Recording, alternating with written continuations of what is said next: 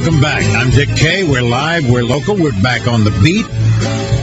Unfettered conversation of the liberal stripe. I should say the progressive stripe. And proud of it. I'll tell you one quick example.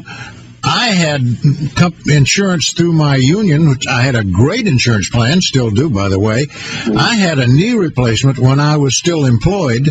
My insurance company tried to refuse coverage for the knee replacement because they said it was still experimental. I mean, and my doctor said, are they nuts? I have done thousands of these implants. And they want to say that it's an experimental implant? Of course, they'll try anything they can to keep from paying. Right, and I've heard, many stories that I'm documenting in my blog. I met a gentleman back in northern Indiana. His feet were hurting. He went to all sorts of specialists focusing on the feet, and as a physician, I know sometimes foot pain can be related to the back. After many months, he's barely able to work, finally gets this fixed, or at least tolerable, with 2 injections in the back from a neurologist, which cost $6,000. Yeah. And at that point, the insurer said, we're not paying.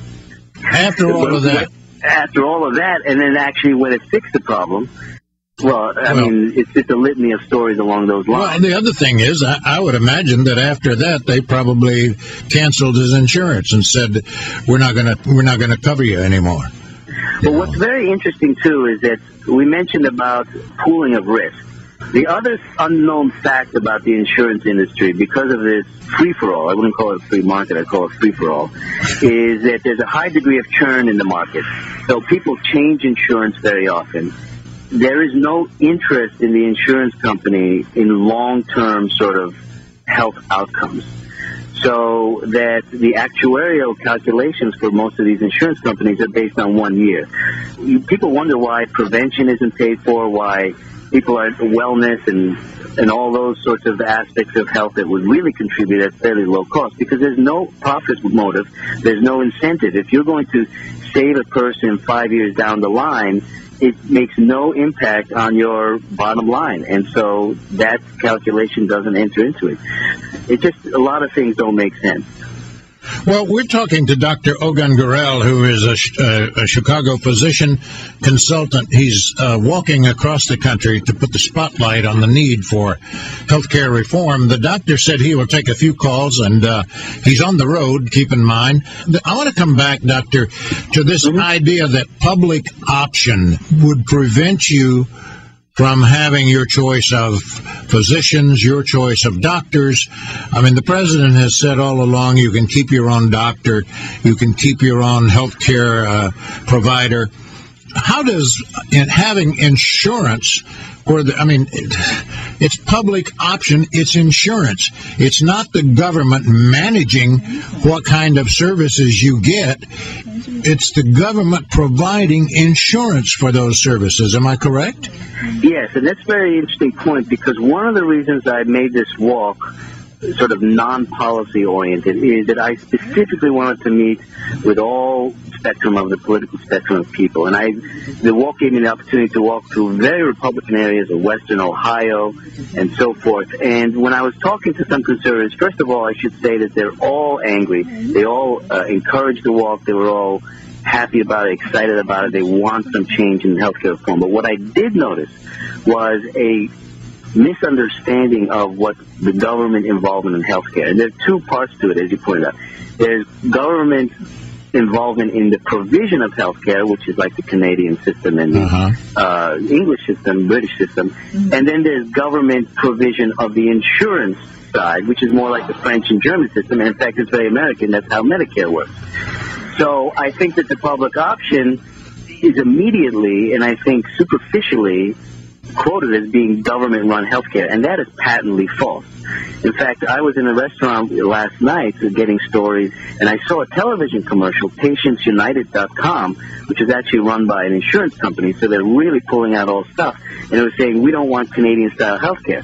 That is just not even on the table, so I don't know where these arguments are coming from. They're just complete falsehoods.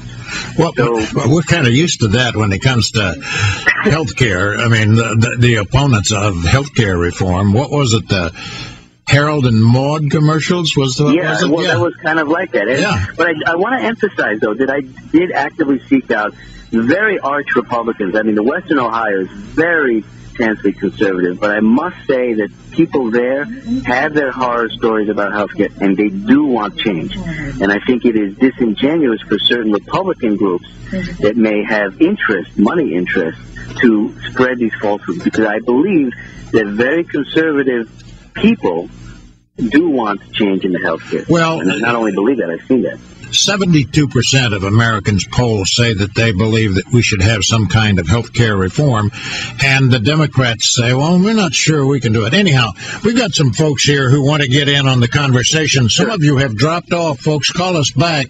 We're going to your phone calls. Ernst, you're on the air with Dr. Gurel. Yes, hi. Thanks for taking my call. I had one question and also just a comment.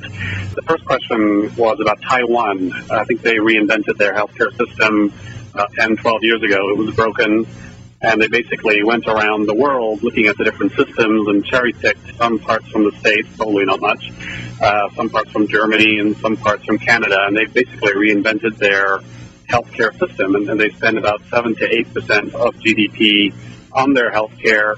Everyone is covered. No one has a personal bankruptcy. This was on a show, I think it was through PBS, where they examined the different healthcare systems. And I was just wondering, I haven't heard too much discussion about the Taiwan model. I've often heard people mention Canada or things like that. So that was my first question. I didn't know if Taiwan, is that on the table at all, what they did, and if there are things to look at there. And also, just the second comment I made, what I'd like to make is we got health insurance for our employees through the Chamber of Commerce, and the rate was quite good for us. But as we discovered, even within the Chamber of Commerce, they had different tiers. Yeah. So as an employee, if we had an employee that would get ill, we would be shifted to another tier, and our premium rate would rise for all the employees.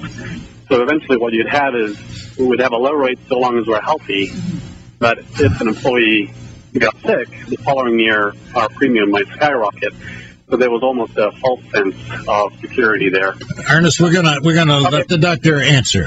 Yeah, so that's it. The last one was very interesting because that dovetails on what I mentioned about the insurance inefficiency. When you have these very small risk pools, you get complete uncertainty in the pricing. And, one employee getting a cardiac bypass surgery can put a company out of business. So we're talking about the personal bankruptcies, which are not evident in Taiwan, and which I have seen many, many along the way, as well as, quote, small businesses being put out of business or having to drop their health insurance because of the inefficiencies of this insurance market. It just doesn't make sense. So I'm glad he pointed that out. As far as the Taiwan model, I am not intimately familiar with that. It sounds like a mixed model.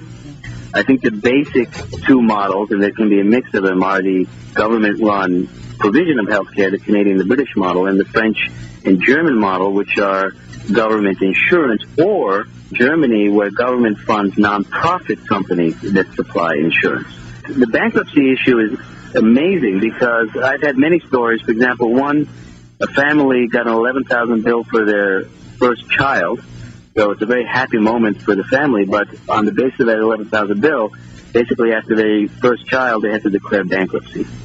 And a moment of joy turns into, a situation of despair. Because of the lack of health care. Yeah, they did not happen to have health insurance, which is not unusual. So I can't comment specifically on the Taiwan model, but I think the points he mentioned are important in terms of his company being basically thrown around with changing rates because the insurance system is inefficient. And the second thing is about bankruptcies are non-existent for medical reasons in Taiwan. But that's rather typical. I want to continue the phone calls. That's rather typical of these companies. I mean, it hurts a lot of small businesses because, first of all, they have a hard time affording some of the coverage. And secondly, when people have an illness, the insurance companies raise the premiums, and then people find themselves again without insurance.